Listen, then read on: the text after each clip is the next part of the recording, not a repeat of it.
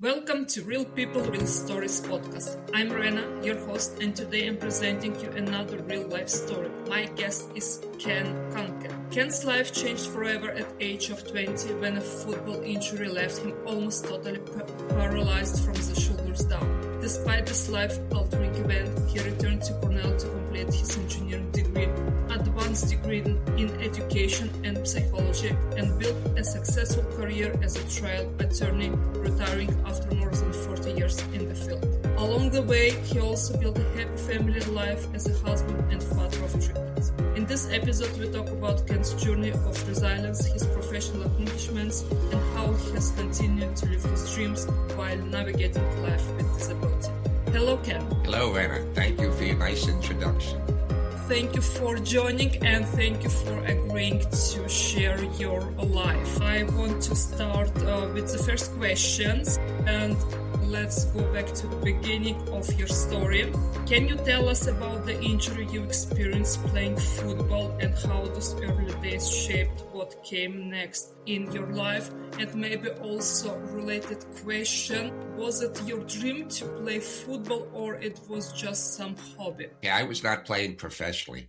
I was playing in a college football game and it was just a hobby. I grew up loving different types of sports that I engaged in. Football was one of them, and I had the opportunity to play while I was at Cornell University. And unfortunately, during my junior year, when I was 20 years old, I got hurt in a football game against Columbia University. I was injured making a tackle on a kickoff, and as a result of the injury, I severely damaged my spinal cord, which resulted in me being almost totally paralyzed. Sorry to hear that. Can you expand what happened after this event? Because your whole life has altered in the directions that you did not plan or expected. Well, I spent the next 9 months and 20 days in various hospitals and rehabilitation centers. And in fact, soon after my injury, the doctor told my family that I probably wouldn't survive the week.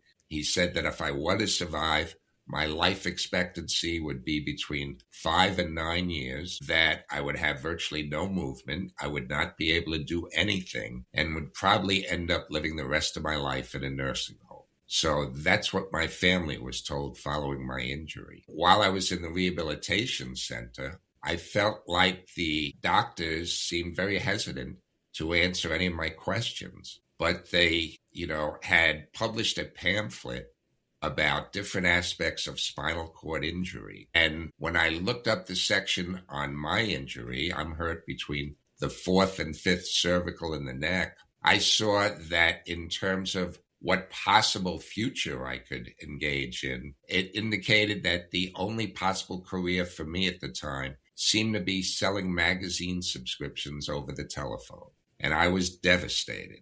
Here I had been studying engineering at one of the most prestigious schools in the country, and suddenly it looks like I'm looking to a career of selling magazine subscriptions over the telephone. And back then, they didn't even have touch-tone phones. It was rotary telephones, which I couldn't dial, I couldn't write, I couldn't record any notes. So I wasn't even sure if I'd be able to do that. But I was fortunate, through a lot of help from my family and friends, I was able to return to college, to Cornell University, where I earned my bachelor's degree in engineering.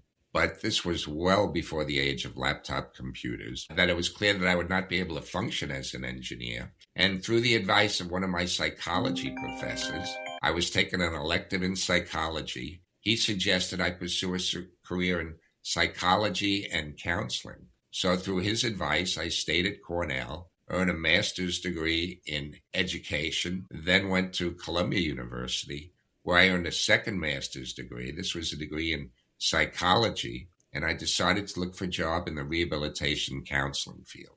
So here it was, Rena, think about this. I had 2 degrees from Cornell, 1 from Columbia, 3 prestigious Ivy League degrees, 2 master's degrees, and no one would hire me. It seemed everyone felt I was just too disabled to work. And I mailed out more than 200 resumes and looked for a job. I was even turned out when I offered to volunteer my services. And I really had a question, was it all worthwhile, all the hard work that I did, to try and educate myself, to be prepared to work, and no one would hire me. And many of the roommates that I met while I was in the rehab facility, who were hurt a lot longer than I had been, didn't seem to be doing much with their lives. They were not working. So it was very discouraging. But I was fortunate that I found one organization willing to give me the opportunity to show what I could do. And that was an organization on Long Island in New York called Abilities Incorporated, which was part of what is now called the Viscardi Center. It's named after its founder, Dr. Henry Viscardi Jr. And in this organization, you did counseling, or you help with the education programs, or in which direction have you worked? Well, I was fortunate. They hired me to work as vocational rehabilitation counselor, where I was offering vocational and placement advice to other individuals who had disabilities. And I really enjoyed that quite a lot. And it was great to finally be able to help others now in my position. After being the recipient of so much help for so long a period, now I was in a position to help others. And I loved the job there, and they kept expanding my duties. And one of my responsibilities was to speak before groups and organizations concerning affirmative action and non-discrimination for people with disabilities. And after my talks, I would often be asked questions. And while I would do my best to respond appropriately, I was always careful to caution the questioners they should really consult with a lawyer about their concerns. And I guess it didn't take long, Rena, before I decided in my mind that there's no reason why I couldn't become that lawyer. So I left that job and I went to Hofstra University's law school. And while I was in law school, I did a summer internship at their district attorney's office in Nassau County, Long Island. And I just really, really enjoyed that experience. So when I graduated law school, I went to work as a Nassau County assistant district attorney, which I remained at that job for approximately 40. That is amazing. You studied engineering, psychology, education, and then even law, very different fields that are not so much interconnected except for maybe psychology and the education. And you accomplished all this in, if I may say so, in your condition when doctors back then told you don't have many chances to live longer than 9 years. You really defined the odds. Thank you, Rena. I might add, I was injured in 1970 when I was 20. So now we're in 2026, more than 55 years later, and I'm still doing really well. And when did you meet your wife? Was it at work or at some conferences? How you came across the woman who supported you and continued to support you on your journey? I was really fortunate to have met my wife. Her name is Anna. She's actually sitting off to my right now, just a foot or two away from me. But I need help in all my activities of daily living. So I used to advertise in a newspaper to get a personal care attendant to help me with those activities. And I was very fortunate that my woman, who was then to become my future wife, responded to my help wanted ad and helped me as one of my personal care attendants. And once we got to know each other, our relationship became a lot closer, and ultimately it became a romantic relationship, and we got married in 2003. That is amazing story. Thank you for sharing that, and that's great that you were able to find each other. Let's circle back to your story because it's quite interesting. So your first degree was engineering, and you studied it even before the laptops were invented. And you never worked as an engineer or something related to this field. Is that correct? Yes, that's correct. In fact, when I graduated from Cornell, that was in 1973, I was the first quadriplegic to ever graduate from Cornell. As a result of my condition, since I'm paralyzed in all four limbs, I'm considered a quadriplegic.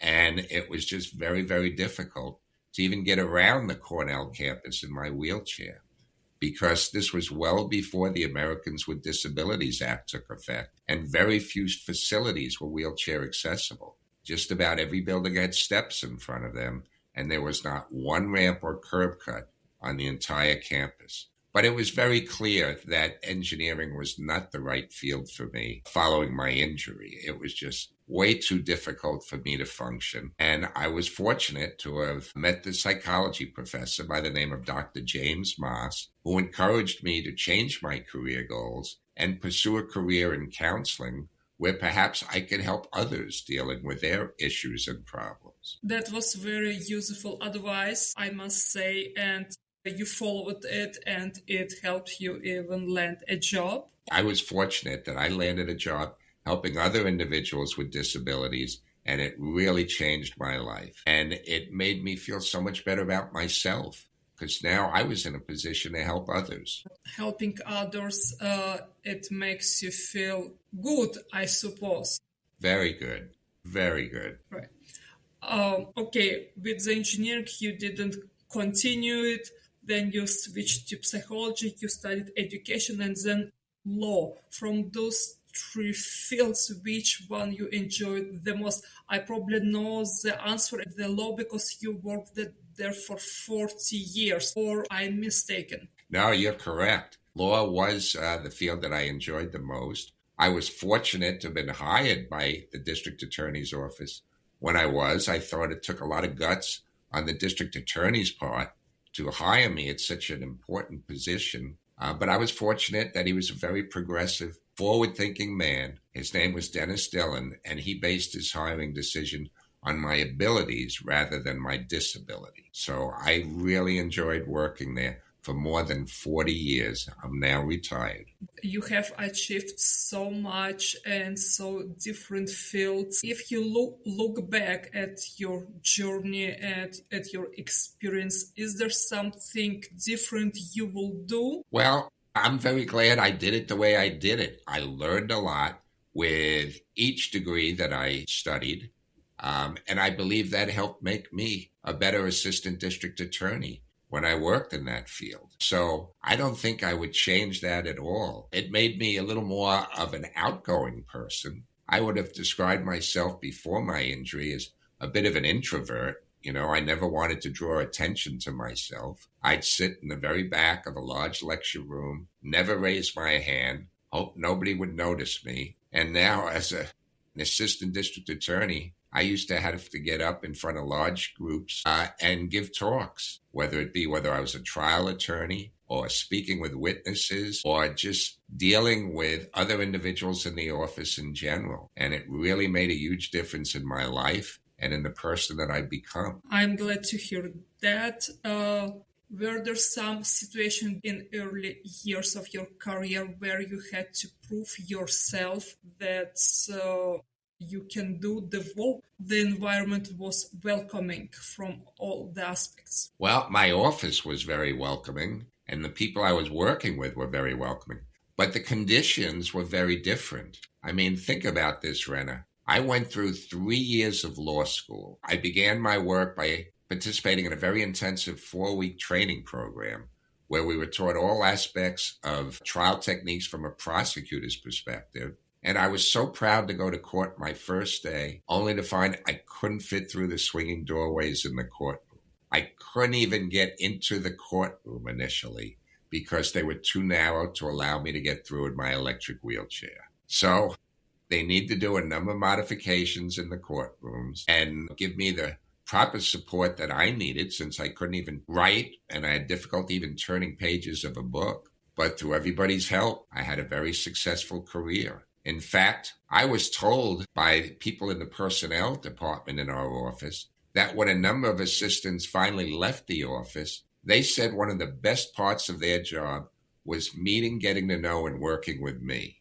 And I want to say that not to boast or brag, but just to say that many people don't come in contact on a daily basis with somebody with such a significant physical injury. And it really opened their eyes to what it was like working with somebody with a disability and recognizing that we're really no different than any other able-bodied person.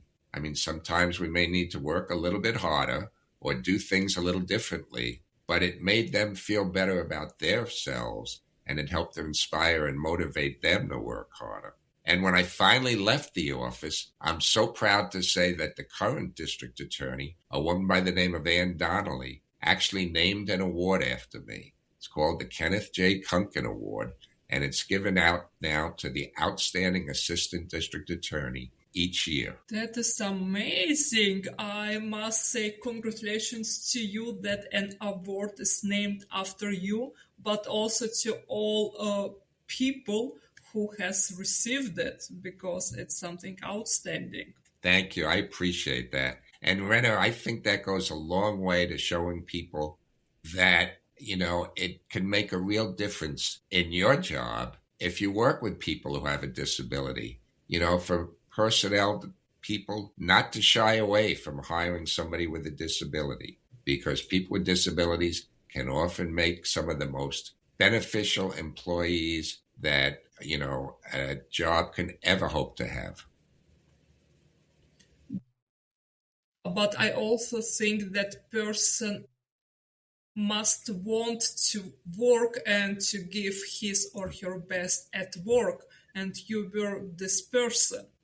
Well, I was fortunate I was given the opportunity to do that. And I think so many people with disabilities would welcome that opportunity and work hard to show that they're a very important member of whatever job they're involved in.